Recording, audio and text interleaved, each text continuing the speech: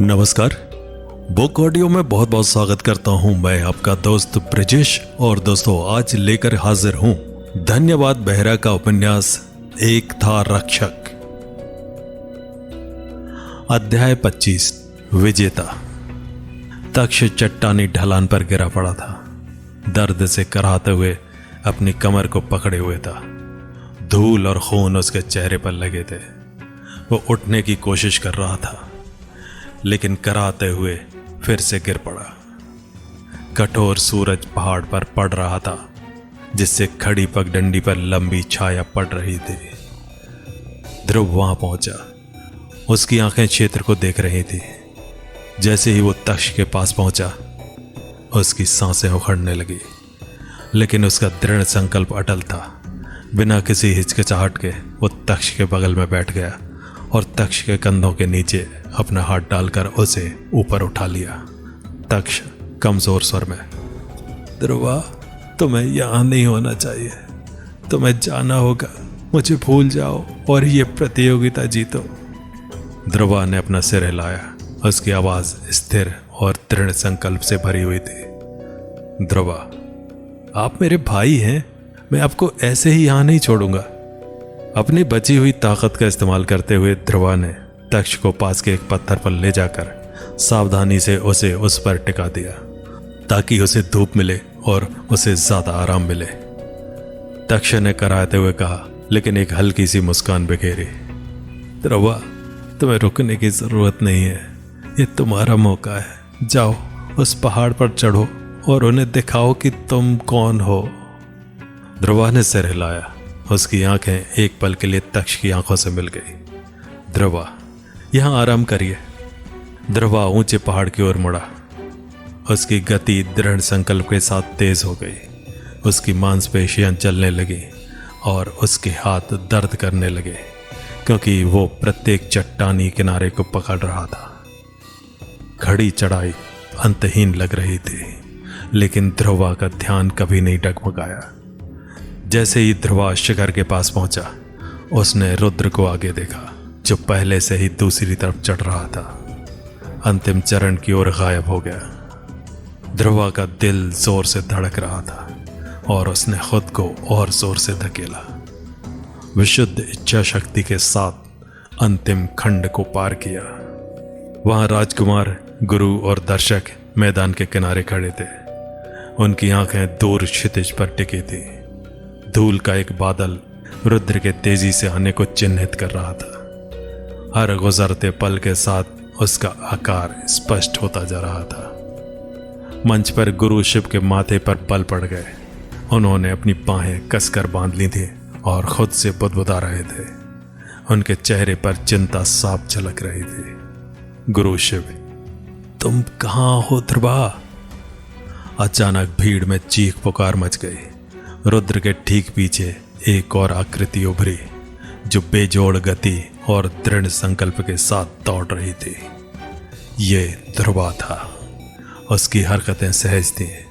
उसका ध्यान अखंड था क्योंकि वो अपने और रुद्र के बीच की दूरी को कम कर रहा था। भीड़ उत्साह से चिल्ला रही थी, रुद्र, ध्रुवा, रुद्र, ध्रुवा। पूरा गुरुकुल ऊर्जा से भर गया क्योंकि आवाजें तेज होती गईं। दो प्रमुख दावेदारों के नाम का जाप किया गया। हवा में उत्सुकता थी। हर आंख दौड़ के अंतिम चरण पर टिकी हुई थी। गुरुओं ने एक दूसरे को देखा। उनके हाव भाव गर्व और चिंता के मिले जुले थे। दिल धड़क रहे थे, सांसें तेज हो रही थी। सबके मन में एक ही सवाल था, सबसे महान राजकुमार का खिताब कौन लेगा, रुद्र या ध्रुवा? जैसे जैसे अंतिम रेखा से दूर आती गई दृश्य में बिजली सी चमक उठी। रुद्र, ध्रुवा के नारे और तेज होते गए। हर आवाज एक दूसरे को दबाने की कोशिश कर रही थी। रुद्र का चेहरा दृढ़ संकल्प से सराबोर था, लेकिन ध्रुवा ने ऊर्जा के विस्फोट के साथ दूरी को कम करना शुरू कर दिया और धीरे धीरे उससे आगे निकल गया। इकट्ठी भीड़ में से चीखें और जयकारे गूंज उठे। युवा राजकुमारों ने जमकर जयकारे लगाए, जबकि गुरु अपनी कुर्सी पर आगे झुक गए उनकी नजरें सामने आ रहे नाटक पर टिकी थी। गुरु श्रीकांत, तनाव के इस क्षण में क्या आप भविष्यवाणी कर सकते हैं कि गुरुकुल को कौन गौरव दिलाएगा? गुरु शिव? गुरु शिव, इसमें कोई संदेह नहीं है कि ध्रुवा ही होगा। उसके पास वो गति, ध्यान और भावना है जो किसी और में नहीं है। ध्रुवा अब अपने आगे गुरुकुल के द्वार को देख सकता था, जो सूरज की रोशनी में चमक रहे थे। उसका दिल तेजी से धड़क रहा था, थकान से नहीं बल्कि इतने करीब होने के रोमांच से। उसने खुद से फुसफुसाया। प्रयास के बावजूद उसकी आवाज स्थिर थी। ध्रुवा, बस कुछ और कदम। तभी ध्रुवा अपनी आंखों को बंद कर देता है, पर अचानक उसकी आंखों के सामने कुछ पुराने दृश्य दिखने लगते हैं। दृश्य का आरंभ। यह उस समय का दृश्य है जिस समय ध्रुवा केवल एक छोटा सा 10 साल का डरा हुआ और सहमा हुआ लड़का था, जो कि आज ही के दिन रुद्र और तक्ष के साथ गुरुकुल जा रहा था। तभी उसके सामने महाराज वीरेंद्र आकर कहते हैं, क्या हुआ ध्रुवा, तुम डरे हुए क्यों हो? यह सुनकर ध्रुवा महाराज वीरेंद्र के आगे सिर झुकाकर कहता है, वो बात नहीं है महाराज, मैं तो बस। महाराज वीरेंद्र मुस्कुराते हुए, मुझे पता है ध्रुवा कि तुम क्यों डर रहे हो। तुम डर रहे हो कि कहीं जहां तुम जा रहे हो वहां तुम्हें पूछने वाला कोई होगा कि नहीं, कि कहीं वहां कोई खतरा तो नहीं।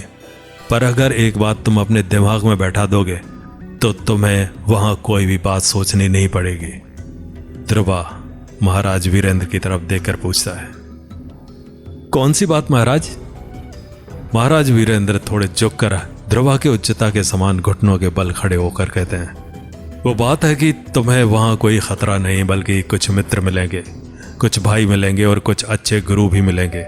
क्योंकि मैं भी यही सब सोच रहा था जो कि आज तुम सोच रहे हो। यह कहकर महाराज वीरेंद्र ध्रुवा के बाएं कंधे पर अपना दायां हाथ रखकर मुस्कुराकर कहते हैं, और एक और बात ध्रुवा, कि वहां केवल तुम्हें सभी के साथ अच्छे रिश्ते ही नहीं बल्कि वहां तुम्हें एक ताकतवर योद्धा भी बनना है। क्योंकि भविष्य में तुम्हें हमारे साम्राज्य का रक्षक भी बनना है ना, और वो भी ऐसा वैसा नहीं। तुम्हें बनना है एक ताकतवर और एक काबिल रक्षक, जो कि हमारे साम्राज्य को और हमारे अपनों की रक्षा कर सके। मेरी ये बातें तुम्हें समझ में आ रही है ना ध्रुवा? यह सुनकर ध्रुवा अपने सिर को ऊपर नीचे करके हाँ का इशारा देता है। यह देखकर महाराज वीरेंद्र गंभीरता से कहते हैं, और दूसरी बात है कि तुम्हें एक और कारण से वहां भेजा जा रहा है। और वो कारण क्या है पूछो? ध्रुवा, और कौन सा कारण है महाराज? महाराज वीरेंद्र कहते हैं, वो दूसरा कारण है रुद्र की रक्षा करना। तुम्हें हर समय रुद्र के साथ रहना है और उसकी रक्षा करना है, क्योंकि वो हमारे साम्राज्य का भविष्य है। इसलिए हमेशा रुद्र को अपने कर्तव्य और धर्म से आगे रखना। ठीक है, तो 2 वचन की। यह सुनकर ध्रुवा अपना हाथ आगे रखकर कहता है कि महाराज वीरेंद्र, कि तुम्हें हमेशा रुद्र के आगे रहना है, ठीक है? यह सुनकर ध्रुवा कहता है कि मुझे हमेशा राजकुमार को आगे रखना है। दृश्य समाप्त। जैसे ही ध्रुवा अपनी आंखें खोलता है, ध्रुवा अपनी गति धीमी करता है। उसका मन एक ही विचार से ग्रसित हो जाता है, राजकुमार को हमेशा प्रथम आना चाहिए। यह मेरा कर्तव्य है, मेरा वादा है। यह निर्णय आसान नहीं था, लेकिन ध्रुवा के लिए स्पष्ट था। रुद्र की रक्षा करने की उसकी शपथ किसी भी व्यक्तिगत महत्वाकांक्षा से पड़ी थी। मंच से गुरु शिव अविश्वास में देखते हैं, उनका दिल दुख से भरा है। गुरु शिव, क्यों ध्रुवा? रुद्र ध्रुवा के बलिदान से अनजान विजयी होकर अंतिम रेखा पार करता है। राजकुमारों द्वारा रुद्र को अपने कंधे पर उठाकर उसकी जीत का जश्न मनाते हुए जयकारे गूंज उठते हैं। गुरुकुल में हंसी और तालियां बजती हैं जब रुद्र इस पल की महिमा का आनंद लेता है। गुरु श्रीकांत गुरु शिव से मुस्कुराते हुए, रुद्र ने आज खुद को योग्य साबित कर दिया है।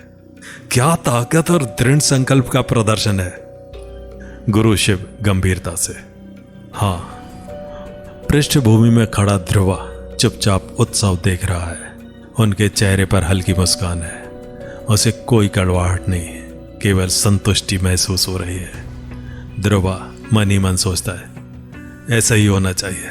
राजकुमार की सफलता राज्य की सफलता है। जैसे ही गुरुकुल में जयकारे गूंजने लगे, रुद्र ध्रुवा की ओर दौड़ा। उसका चेहरा गर्व से चमक रहा था। उसने ध्रुवा को अपनी बाहों में भर लिया और दिल खोलकर हंसने लगा। रुद्र, देखो ध्रुवा, मैं जीत गया। मैंने तुमसे कहा था कि मैं जीतूंगा। ध्रुवा थका हुआ लेकिन मुस्कुराता हुआ, हाँ राजकुमार, आप जीत गए। इससे पहले कि ध्रुवा अपनी सांस संभाल पाता, गुरु श्रीकांत आगे बढ़ गए। उनकी आवाज भीड़ में गूंज उठी।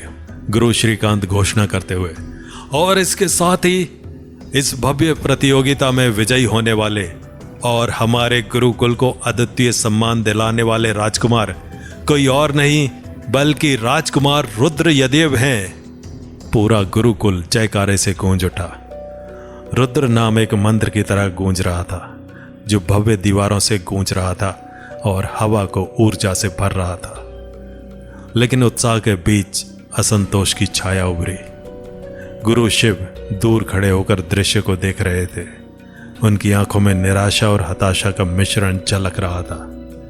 बिना कुछ कहे वे मुड़े और चले गए।